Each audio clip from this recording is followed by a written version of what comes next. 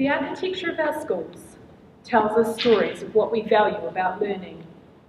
Walls give our buildings structure. They hold the roof above our head. But walls also have the power to confine and isolate. A lot of our physical school environments still look like this. Single-cell classrooms where a teacher is feeding knowledge into the heads of students. Education in the year 2000.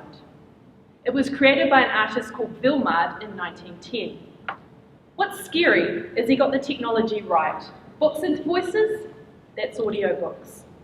But what the artist couldn't ponder is what technology might do to culture. Because modern workplaces aren't what we imagined in 1910. They're collaborative, differentiated. We don't say, right, Friday is emailing day, and we're all going to write emails. It's focused on mentoring and coaching. It's strengths-based. Yet in schools, we have the opposite. Teachers are charged with the massive task of building relationships with diverse learners, as well as teaching a broad curriculum. How can one teacher do that? Collaboration beats at the heart of our school. As PYP teachers, we plan shared learning engagements, and we're often in and out of each other's classrooms. Yet when my classroom walls came down at the last set of holidays, my immediate response was unease. Because the walls of the classroom provide an important caveat to collaboration. No matter what happened in a planning meeting, I still had the luxury of retreating back to my space to meet the needs of my students. But were those walls really there to protect my students and their needs? Or were the walls there to protect myself and my ideas about learning?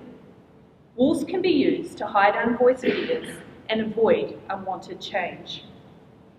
By tearing down classroom walls, each teacher in my school is currently fundamentally changing how we understand ourselves, who we are, and how we function in a learning environment very different from the one we knew a few months ago. We're constantly being observed, which makes us rethink what we do.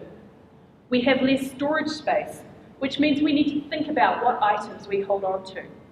We have 4 classes in one, which inevitably brings up questions about noise. In the real world, we're constantly altering our noise and actions to meet the needs of the environment. How we act in a football pitch is very different from how we act in a library. Why do we not teach this explicitly in schools? The environment can also play a part. After break times, our students came thundering into our learning space. So in response, we turned off the lights and introduced mindfulness to help the children transition from hot physical play to more contemplative thinking. We envision our children being able to make these decisions for themselves about how they learn, and they already are. This learner, he likes to stand up when he's writing because he's active. Sitting at a desk isn't right for him. This learner prefers to be lower to the ground and has created a contemplative space for herself.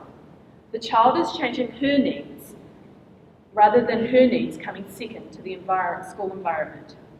And that includes areas not traditionally thought of as learning spaces. This is the entrance to our pod. It was a place for bags. Now it's a place for ideas to mix and mingle. Our children are reading messages from Meet the Parent Night. Over the last 3 years, I've shared a class with another teacher.